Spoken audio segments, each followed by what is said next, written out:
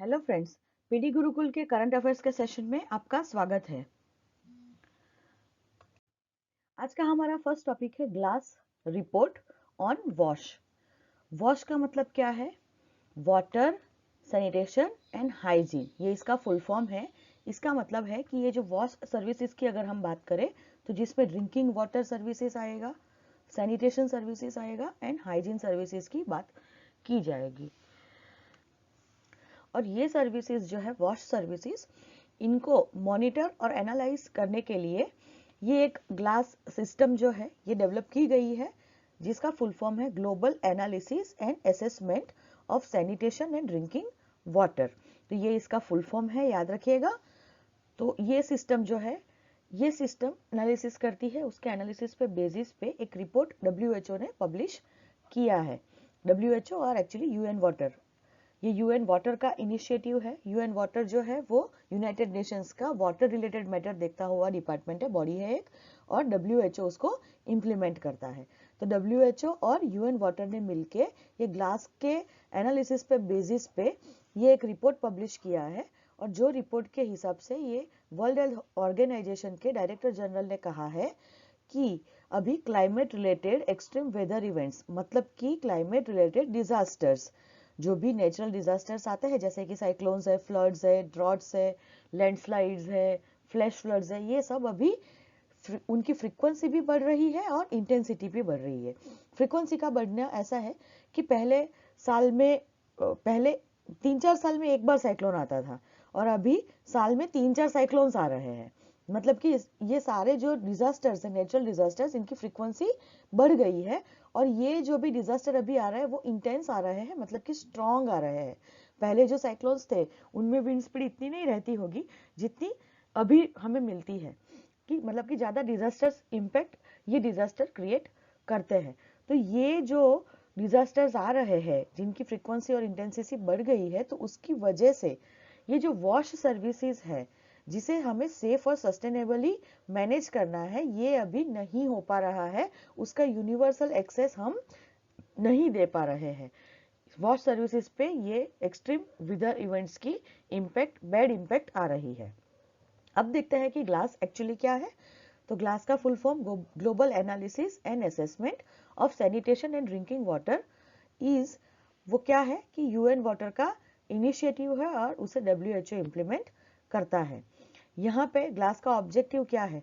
तो ये जो वॉश सिस्टम्स जो है, वॉश सर्विसेज है, ये वॉश सिस्टम का एक कॉम्प्रिहेंसिव एनालिसिस वो बनाएगा और उसे एक्सेसिबल बनाएगा, प्लस वो रिलायबल होगा। मतलब कि जो डेटा कलेक्शन ये करेगा वो रिलायबल डेटा कलेक्शन होगा, ये एक्सेसिबल रहेगा और एक कॉम्प्रिहेंसिव एनालिसिस किसे प्रोवाइड करेगा कि जो भी पॉलिसी और डिसीजन मेकर्स है wash, sanitation, drinking and hygiene services के लिए, ये जो डिसीजन मेकर्स है उनको ये सब इंफॉर्मेशन प्रोवाइड की जाएगी, एनालिसिस प्रोवाइड की जाएगी, जिससे ये एविडेंस बेस्ड डिसीजन बना सकते हैं वॉश सिस्टम्स को लेके अपने कंट्री के अंदर।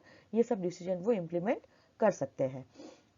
अभी ये जो ग्लास का रिपोर्ट अभी जो पब्लिश हुआ है, ये ग्लास का रिपोर्ट जो है ये 120 कंट्रीज में से ये वॉश सिस्टम के डेटा इन्होंने कलेक्ट किए हैं, इंफॉर्मेशन कलेक्ट की है।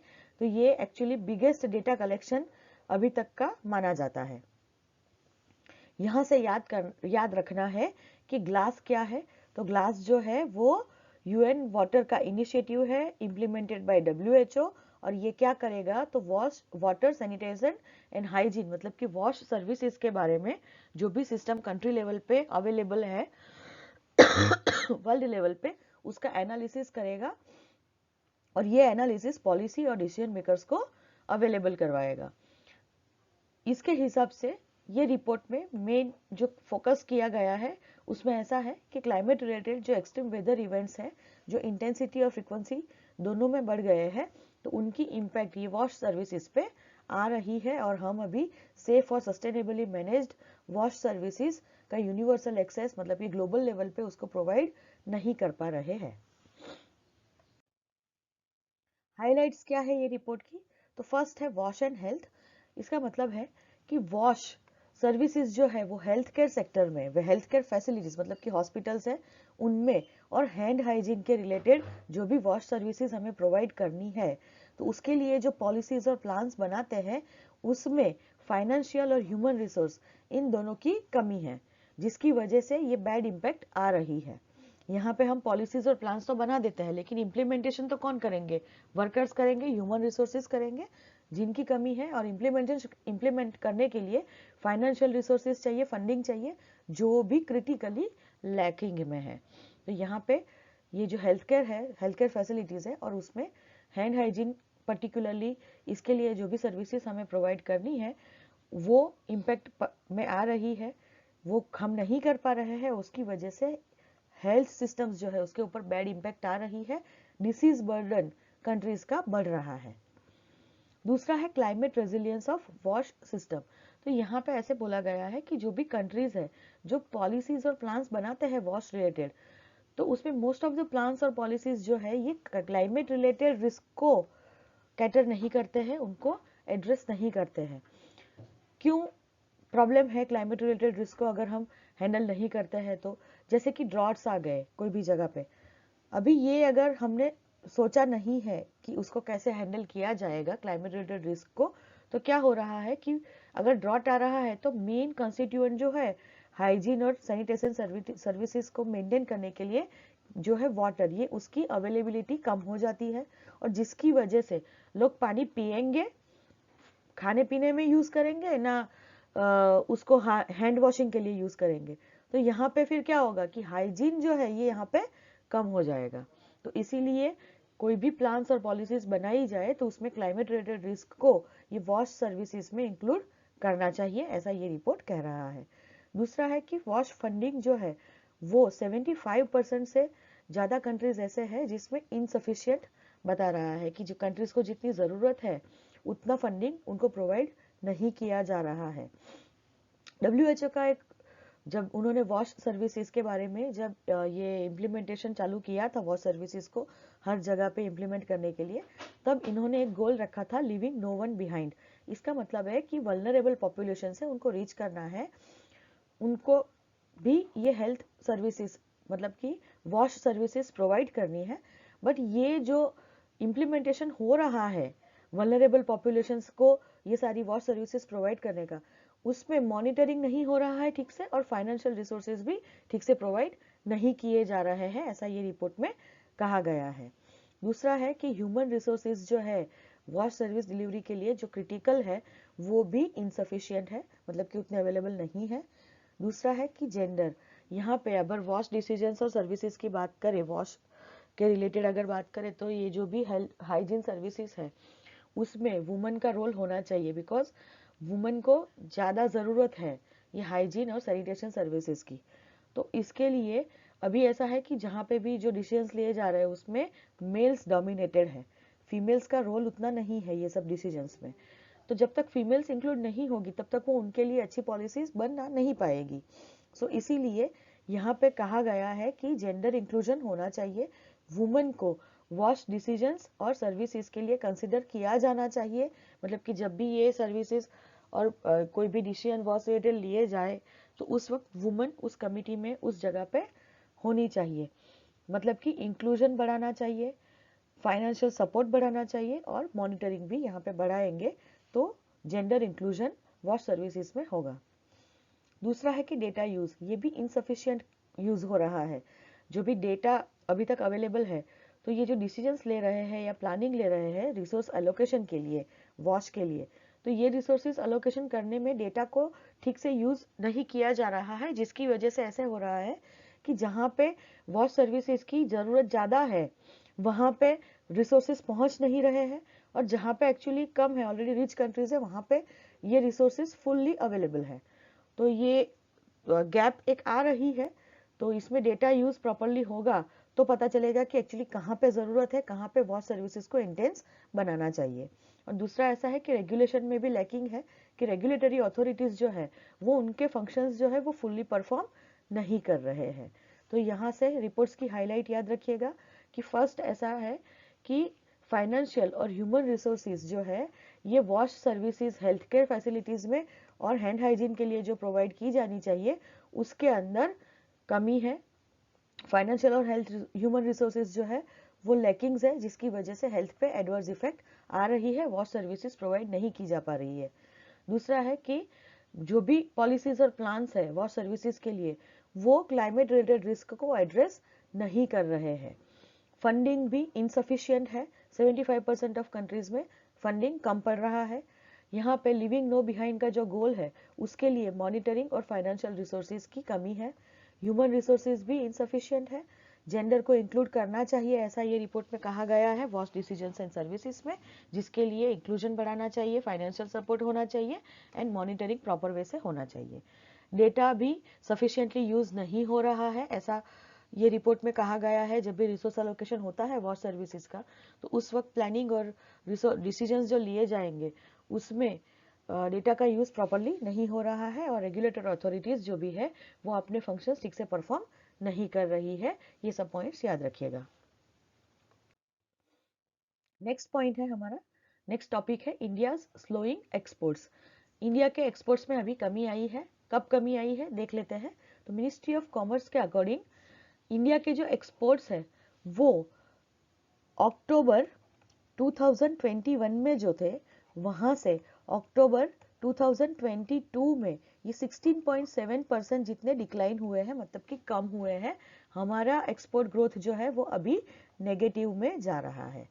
तो एक्सपोर्ट जो है वो डिक्लाइन हुए हैं, मतलब कि एक्सपोर्ट ग्रोथ नेगेटिव हुआ है, ऐसा कह रहे हैं। कितना ग्रोथ नेगेटिव है, मतलब कि यहाँ पे ग्रोथ अगर कंसिडर करें तो वो -16.7% ऐसा कहा जाएगा। मतलब कि 16.77% जितने कम एक्सपोर्ट अभी ये अक्टूबर में लास्ट ईयर के कंपैरिजन में हो रहे हैं, हुए हैं। ठीक है, तो इसका रीजन क्या है? मेन रीजन है इंजीनियरिंग गुड्स के एक्सपोर्ट में कमी आई है। इंजीनियरिंग गुड्स जो है उसको इंडिया के मर्केंडाइज एक्सपोर्ट मतलब कि गुड्स एक्सपोर्ट, तो जो भी गुड्स एक्सपोर्ट होता है उसकी बैकबोन कहा जाता था। मतलब कि हम काफी सारे इंजीनियरिंग गुड्स का एक्सपोर्ट करते हैं और ये जो है उसमें 21% जितनी डिक्लाइन आई है, बहुत मेजर डिक्लाइन है। तो ये डिक्लाइन क्यों है, इसके रीजन जो है ये engineering export promotion council of India ने दिए हैं, जिन्होंने 4 रीजंस दिए हैं। उसमें फर्स्ट है कि डेवलप्ड रीजन्स, जो भी डेवलप्ड कंट्रीज है उसमें इन्फ्लेशन अभी काफी हाई है, जिसकी वजह से डिमांड कम हो जाती है। उसकी वजह से डेवलप कंट्री में इन्फ्लेशन हाई होने की वजह से डिमांड कम हुई है, इसकी वजह से इंडिया के एक्सपोर्ट ये रीजन्स में कम हुए हैं। दूसरा है कि चाइना में अभी इंजीनियरिंग गुड्स की डिमांड कम हुई है, उसकी वजह से भी हमारे एक्सपोर्ट में कमी आई है, क्योंकि चाइना में हम काफी सारे इंजीनियरिंग गुड्स का एक्सपोर्ट करते हैं। दूसरा है कि यूरोपियन यूनियन और यूएस में अभी स्लो डाउन चल रहा है, हाई इन्फ्लेशन है एंड उनकी इकोनॉमी स्लोली ग्रो कर रही है। तो जो स्लो डाउन आया है उसकी वजह से भी डिमांड कम है, जिसकी वजह से इंजीनियरिंग गुड का एक्सपोर्ट्स ये कंट्रीज में कम हो रहा है। और तीसरा है कि रशिया यूक्रेन वॉर, उसकी वजह से सप्लाई चेन में डिस्ट्रप्शंस आए हैं, ऑयल प्राइसेस बढ़ चुके हैं। तो ये सब वजह से एक्सपोर्ट जो है वो कॉम्पिटिटिव नहीं रहते हैं और सप्लाई चेन्स जो है उसमें डिस्ट्रप्शंस की वजह से भी हम एक्सपोर्ट नहीं कर पा रहे हैं काफी सारी कंट्रीज में। तो ये 4 रीजन है जिसकी वजह से एक्सपोर्ट, इंजीनियरिंग गुड्स के एक्सपोर्ट डिक्लाइन हुए हैं। यहाँ से याद रखिएगा कि मिनिस्ट्री ऑफ कॉमर्स के हिसाब से अक्टूबर 2021 से अक्टूबर 2021 की कंपैरिजन में अक्टूबर 2022 में एक्सपोर्ट्स जो है वो 16.7% जितना डिक्लाइन हुए हैं, कम हुए हैं। रीजन क्या है? तो मेन रीजन है कि इंजीनियरिंग गुड्स में 21% जितना एक्सपोर्ट्स कम हुए हैं। इंजीनियरिंग गुड्स का जो एक्सपोर्ट्स है वो 21% जितना डिक्लाइन हुआ है, जिसमें 4 रीजन ये engineering export promotion council of India ने दिए हैं। 4 रीजन है कि डेवलप्ड रीजन में हाई इन्फ्लेशन, चाइना में डिमांड फॉल करना, यूएस और यूए में स्लो डाउन होना, ईयू और यूएस में slow down and Russia Ukraine war, जिसकी वजह से सप्लाई चेन डिस्टर्ब हुई है। ये याद रखिएगा। उसके बाद में इसके अलावा इंजीनियरिंग गुड्स में तो एक डिक्लाइन है ही, इसके साथ में स्टील और एलाइड प्रोडक्ट्स जो भी है, स्टील की प्रोडक्ट्स, उसमें भी डिक्लाइन आया है। कितना डिक्लाइन आया है? तो वो जो है ये लास्ट अक्टूबर की कंपैरिजन में $2 बिलियन जितनी वैल्यू के एक्सपोर्ट कम हुए हैं। तो ये जो डिक्लाइन है उसका मेन रीजन ये था कि इंडियन गवर्नमेंट ने ये सब गुड्स की अवेलेबिलिटी लोकली बढ़ाने के लिए, मतलब इंडिया में ये गुड्स की अवेलेबिलिटी, ये प्रोडक्ट्स की अवेलेबिलिटी बढ़ाने के लिए एक्सपोर्ट ड्यूटी पर्टिकुलरली ये गुड्स पे लेवी किया था, जिसकी वजह से ये एक्सपोर्ट ड्यूटी लगाई जाने की वजह से एक्सपोर्ट जो है वो कॉम्पिटिटिव हो गए, महंगे हो गए, और उसकी वजह से ये प्रोडक्ट्स का डिक्लाइन हो रहा है एक्सपोर्ट में। और अभी ये पता चलने पे कि एक्सपोर्ट कम हो रहे हैं स्टील और एलाइड प्रोडक्ट्स में, इसकी वजह से ये जस्ट एक्सपोर्ट ड्यूटी यहाँ पे लगाई गई थी, ये गवर्नमेंट ने रिमूव कर दी है, इसको निकाल दिया है। तीसरा रीजन ये है कि दिवाली अक्टूबर में आता है, दिवाली का फेस्टिवल, तो ये फेस्टिवल सीजन की वजह से वर्कर्स जो है वो लीव पे जाते हैं, और ये लीव पे ज्यादा वर्कर्स जाने की वजह से आउटपुट में इम्पैक्ट हुआ है। आउटपुट ही कम हुआ है तो एक्सपोर्ट भी कम होंगे। तो यहाँ पे याद रखिएगा कि इंजीनियरिंग गुड्स के अलावा दूसरा रीजन है तो ओवरऑल एक्सपोर्ट डिक्लाइन होने का, कि स्टील और अलाइड प्रोडक्ट्स जो भी है उसमें डिक्लाइन हुआ था, जिसके मेन रीजन था कि गवर्नमेंट ने जो एक्सपोर्ट ड्यूटी लगाई थी वो, अभी गवर्नमेंट ने ये एक्सपोर्ट ड्यूटी रिमूव कर दी है, तो अगले कुछ मंथ्स में हम ये जो डिक्लाइन है ये करेक्शन हो जाएगा, शायद हमारे एक्सपोर्ट स्टील और एडेड प्रोडक्ट्स में बढ़ेंगे। और तीसरा रीजन है कि अक्टूबर में दिवाली फेस्टिवल आता है, जिसकी वजह से लोग छुट्टियों पे जाते हैं और उससे आउटपुट कम हुआ है, इंडस्ट्रियल प्रोडक्शन कम हुआ है, उसकी वजह से भी ये डिक्लाइन, एक्सपोर्ट में डिक्लाइन देखी जा सकती है। अभी यहाँ पे याद रखो कि दूसरे एक्सपोर्टिंग नेशंस जो है उन्होंने कैसा परफॉर्मेंस किया है। तो वियतनाम की जो एक एक्सपोर्ट ओरिएंटेड कंट्री है उसका ग्रोथ हुआ है, उनके एक्सपोर्ट जो है वो 4.5% जितने बढ़े हैं। साथ में फिलीपींस के भी एक्सपोर्ट जो है वो 20% जितने बढ़े हैं। यहाँ पे चाइना एक एक्सेप्शन है, चाइना के एक्सपोर्ट्स हमेशा बढ़ते हैं, बट इस बार ये साल में चाइना के एक्सपोर्ट कम हुआ है, यहाँ पे एक्सपोर्ट ग्रोथ में डिक्लाइन आया है उनके।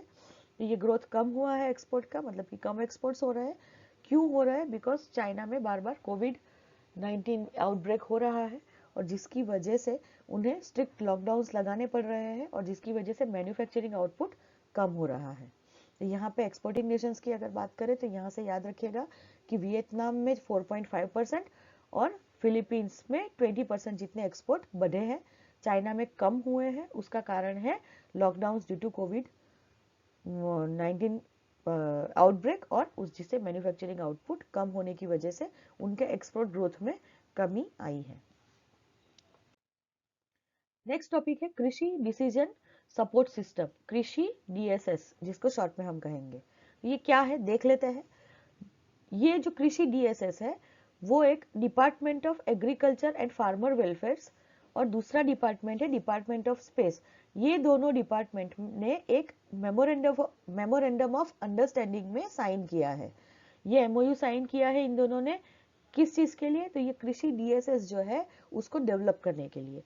और ये जो कृषि डीएसएस जो है ये जियो स्पेशल टेक्नोलॉजीज पे बेस्ड होगा, यूज करेगा जियो स्पेशल टेक्नोलॉजीज का, मतलब कि जो भी हम अर्थ रिसोर्स मॉनिटरिंग करते हैं, ठीक है, तो उसको सैटेलाइट थ्रू मॉनिटर किए जाएंगे अर्थ के रिसोर्सेज को, और उसको जियोलॉजिकल टैग्स दिए जाएंगे, जियो टैगिंग जिसको कहते हैं, ये टेक्नोलॉजी यूज की जाएगी यहाँ पे, और इसका मतलब ये टेक्नोलॉजीज का यूज करके ये सिस्टम वर्क करेगी।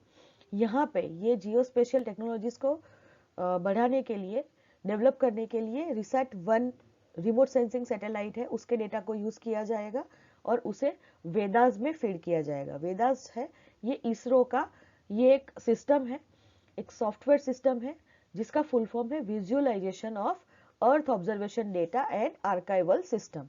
तो ये वेदास सिस्टम में ये रिसैट-1 के जो भी डेटा है उसको फीड किया जाएगा, और वेदास सिस्टम जो है उसे एनालाइज करेगी। ये एनालिसिस के बेसिस पे फिर आगे जो भी पॉलिसी मेकर्स जो है एग्रीकल्चर रिलेटेड वो डिसीजंस लेंगे। तो कृषि डीएसएस क्या है?